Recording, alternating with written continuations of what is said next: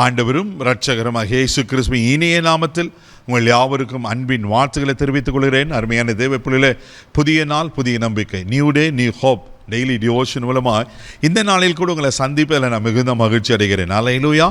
இன்றைக்கு கூட கர்த்தர் நமக்கு கொடுக்கிற வார்த்தை என்ன? ஏசாயா தீர்க்க தரிசன புஸ்தகம் 32ஆம் அதிகாரம் 2வது வசனத்தை கூட நான் வாசிக்க கேட்போம். அவர் காற்றுக்கு ஒதுக்காகவும் பெரும் வெள்ளத்துக்கு புகலிடமாகவும் வறண்ட நிலத்துக்கு நீர்க்கால்களாகவும் விடாய்த்த பூமிக்கு பெருங்கண்மலையின் நிழலாகவும் இருப்பார். அல்லேலூயா. இங்க ஏசாயா தீர்க்கதரிசன ஆவியானவர் இவ்வளவு அழகாய் இங்க எழுதப்பட்டிருக்கிற பார்க்கிறோம். காற்றுக்கு ஒதுக்காகவும். ஆமென். தேவ பிள்ளைகளே, இந்த ஒதுக்காகவும் அப்படின்னாக்கா ஒரு காற்று அடிக்கும் போது நம்ம எங்கன்னா ஒரு பாதுகாப்பான இடத்துக்கு ஒரு தஞ்சம் போகும் இல்லை. நீங்கள் இங்கிலீஷ் பைபிளில் வாசித்தீங்கன்னா எப்படி இருக்குனாக்கா, ஷெல்டர் ஃப்ரம் த விண்ட் அப்படின்னா அது காற்று அடிக்கும் போது நம்மளுக்கு ஒரு பாதுகாப்பாக ஒரு ஷெல்டர் போல ஆண்டவர் இருக்கிறத நான் பார்க்குறோம். ஒருவேளை உங்கள் வாழ்க்கையில் எப்படிப்பட்ட காற்று வீசிக்கொண்டிருக்கு?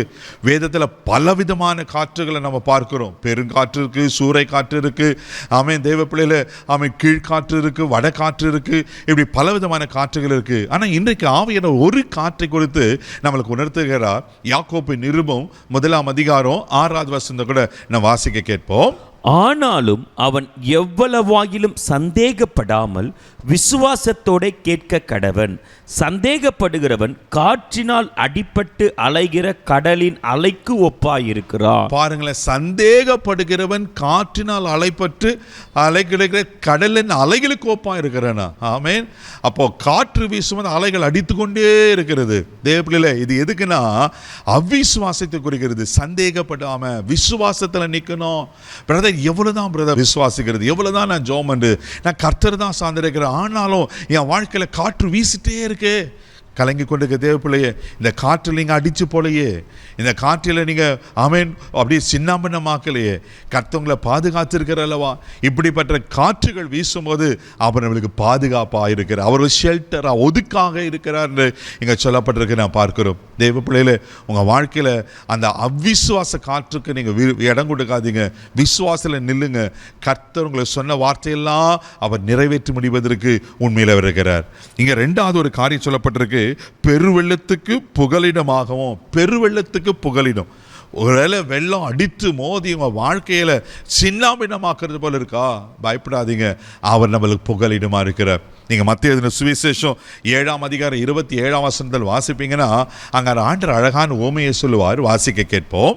பெருமழை சொரிந்து பெரும் வெள்ளம் வந்து காற்று அடித்து அந்த வீட்டின் மேல் மோதின போது அது விழுந்து முழுவதும் அழிந்தது என்றார். பாருங்களேன், பெருவெள்ளம் வந்து பெருமழை சொரிந்து அதில் மோதின உடனே அது முழுதும் அழிந்து போயிட்டான். ஏன்னா அது மணல் மேலே கட்டப்பட்ட வீடு, கண்மலை மேலே கட்டப்படலை. தேவப்பிள்ளையில் ஒருவேளை உங்கள் வாழ்க்கை கூட ஆண்டவர் இல்லாமல் ஒருவேளை உலக பிரகாரமான காரியத்தை நீங்கள் சார்ந்திருப்பீங்கன்னா, ஐயோ இப்படி நடந்துருச்சு, விழுந்து போயிடுச்சு, அழிந்து போயிடுச்சு அப்படி நீங்கள் சோர்ந்து போயிருப்பீங்கன்னா பயப்படாதீங்க. நீங்கள் கண்மலையாக கிறிஸ்து மேலே கட்டப்பட்டீர்கள். அந்த ஓமையை நீங்கள் தொடர்ந்து வாசிங்கன்னா பெருவெல்லம் வரும், மழை வரும், ஆனால் கண்மலையின் மேல் கட்டப்பட்ட வீடு நிலைத்து நின்றுதான். தேவப்பிள்ளையில ஆண்டவரை சார்ந்திருக்கிறவர்களும் அவர்களுக்கு புகலிடுமா, பாதுகாப்பா. எத்தனை வெள்ளங்கள் வந்தாலும் மோதி அடித்தாலும் நீங்க சேதப்பட மாட்டீங்க. அல்லேலூயா. 3வது சொல்லப்பட்டிருக்கிறது, வறண்ட நிலத்துக்கு நீர்க்கால்களாகும். வறண்ட நிலத்துக்கு நீர்க்கால்கள். தேவப்பிள்ளையில உங்க வாழ்க்கை வறண்டு போனதில் இருக்கா? பயப்படாதீங்க. சங்கீதம் 1:3 அழகா வாசிப்போம். நீர்க்காலின் ஓரமாய் நடப்பட்டு தன் காலத்துல தன் கனியை தந்து இலையுதிராதிருக்கிற மரத்தை போல இருப்பானா. நீங்க உங்க வேறு எதில் இருக்குன்னா நீர்க்கால்களின் ஓரமா. நமக்கு நீர்க்கால் யாரு? ஆண்டவர் தானே. ஜீவ தண்ணீர் அவர் தானே.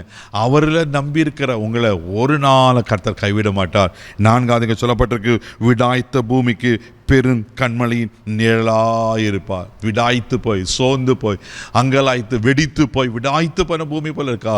பெருங்கண்மலை நிழல் அவர் தான். அவர் தான் நித்திய கண்மலை. அந்த கண்மலை நம்மளுக்கு நிழலாக இருக்கிறார். அதனால் பயப்படாதீங்க. பெருங்காற்று வந்தாலும் சரி, பெரு வெள்ளம் வந்தாலும் சரி, தேவப்பிள்ளை நீங்கள் நீர்க்காலின் ஓரமாய் நடப்பட்டிருக்கிறீங்க. அவர் உங்களுக்கு புகலிடமாக இருக்கிறார், அவர் ஒதுக்கிடமாக இருக்கிறார், அவர் உங்களை பாதுகாக்கிற தேவனாக இருக்கிறார். அல்லேலூயா. கண்களை மூடி நம்ம ஜெபிக்கலாம். அன்பு தகப்பனே, உமக்கு நன்றி சொல்லி துதிக்கிறோம், ஸ்தோத்தரிக்கிறோம்ப்பா. கிருபையில் கரத்தில் தாழ்த்தி ஒப்பு கொடுக்கிறோம், மகிமை உமக்கு செலுத்துகிறோம். ஆண்டவரே உமக்கு ஸ்தோத்திரம்ப்பா, உமக்கு ஸ்தோத்திரம். நீர் எங்களுக்கு ஒதுக்கிடமா, நீர் எங்களுக்கு புகலிடமா. ஆண்டவரே உமக்கு ஸ்தோத்தரிக்கிற ஆண்டவரே, நீர் எங்களுக்கு நித்திய கண்மலையாய். ஆமென் ஆண்டவரே, நீர் ஊற்றாயிருக்கிறபடியாலும் உமக்கு ஸ்தோத்திரம்ப்பா. ஆண்டவரே உங்களை நம்பி இருக்கிறப்பா. எத்தனை காற்றுகள், எத்தனை பெருவெள்ளம், எத்தனை ஆண்டவரே சேதங்கள் வந்தாலும் நீங்களை பாதுகாக்கிற ஸ்தோத்திரம். இந்த நாள் முழுதும் கரம் எடுத்து நடத்தும் தெய்வீக பாதுகாப்பு ஒப்பு கொடுக்குற இயேசுவின் மூலம் ஜெபம் பிதாவே, ஆமென். அவர் உங்களுக்கு புகலிடமா இருக்கிறார். தைரியமா போங்க. God bless you.